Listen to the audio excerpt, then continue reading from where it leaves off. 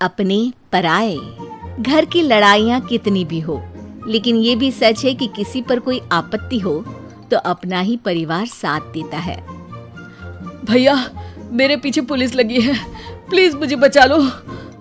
रवि और राज दो भाई, लेकिन दोनों में कभी नहीं पटी। अरे क्या हुआ छोटे, क्या कर दिया तूने? अरे कुछ नहीं भैया, मेरा दोस्त है ना राजू, वो मुझे लेकर बैंक गया था।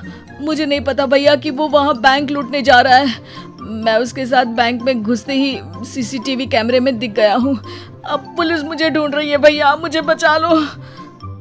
राज कुछ सोचता है, फिर कहता है, ओके, तुम यहीं रुको, मेरा एक दोस्त पुलिस में है, मैं बात करता हूँ। तभी वहाँ रवि की बीवी राज की बीवी के साथ आ जाती है। तुम लोगों के घर जब तक पुलिस का आना जाना है, बच्चों को यहीं छोड़ दो, उन पर असर ठीक नहीं पड़ेगा। तभी वहाँ पुलिस आ जाती है। चलो चलो, कौन है रवि, थाने चलो। मैंने कुछ नहीं किया, मुझे कुछ नहीं पता। अरे वो तो पुलिस स्टेशन चलकर ही पता चलेगा कि कुछ पता है कि नहीं, चलो। कहानी का फ्लैशबैक। भैया, मुझे मेरे मकान में हक चाहिए ही चाहिए। अरे लेकिन छोटे, अभी मेरे बच्चों पर काफी खर्चा है, तेरी भाभी की भी तबीयत ठीक नहीं रहती, बजट बिल्कुल नहीं है कि मैं अलग होकर रहूं। देख लो भैया, 1 महीना है तुम्हारे पास, जल्दी से घर खाली कर दो। अरे कैसी बात कर रहे हैं भैया, मेरे शरीर में अभी इतनी हिम्मत भी नहीं कि घर को खाली करे। तो क्यों अपना पोषण बेचा भाभी? अरे तुम तो जानती हो, पिताजी की बीमारी के कारण उन्हें हमारी जरूरत थी, कैसे आते पैसे। ससुर जी तो बूढ़े थे भाभी, उनकी बीमारी में भी पैसे लगाना कौन सा अकल का काम था? तो क्या पिताजी को मैं मरने के लिए छोड़ देता? अरे रवि, तू तो समझ, पापा को हमारी जरूरत थी, उन्होंने हमारे लिए हर वो काम किया जिससे हमें खुशी मिले। बैक टू रवि, जो जेल में बैठा है। ये मैंने क्या कर दिया था?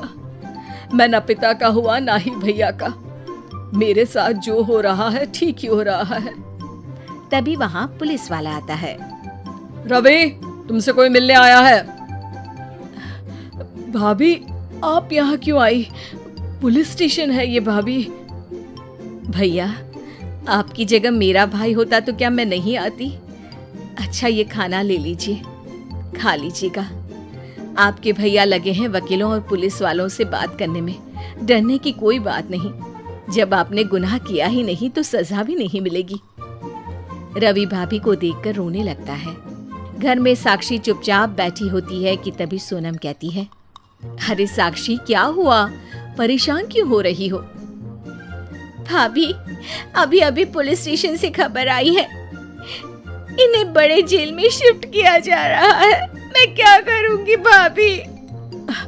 रो मत, हम अच्छे से अच्छा वकील करेंगे।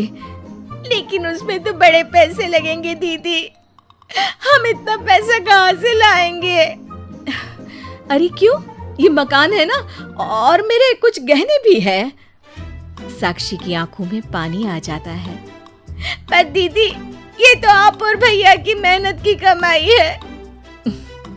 पापा के बाद भी तो हम लोगों का सब खत्म हो गया था, पापा को तो बचा नहीं पाए, लेकिन भैया को जरूर बचा लेंगे, और भगवान चाहेंगे ना तो दोनों भाई मिलकर इससे भी बड़ा मकान खड़ा कर लेंगे। साक्षी। थोड़ी देर में राज वहां आता है। सोनम सही कह रही है साक्षी, पैसों की कमी के कारण किसी भी बेगुनाह को सजा नहीं मिलती। राज एक अच्छा सा वकील करता है। सोनम और साक्षी बचाए पैसे और अपने गहनों को बेचकर रवि का केस लड़ते हैं और जल्द ही रवि जेल से बाहर आ जाता है। रवि राज को गले लगाकर कहता है, भैया मुझे माफ कर दो, मुझे साक्षी ने सब कुछ बताया है। भैया, आपने मुझ पर विश्वास किया, मेरे लिए दिन रात मेहनत की, भाभी ने अपने गहने तक बेच दिए। भैया, आपने तो पापा के लिए भी पैसे नहीं देखे, लेकिन मैं बहुत ही सेल्फिश निकला।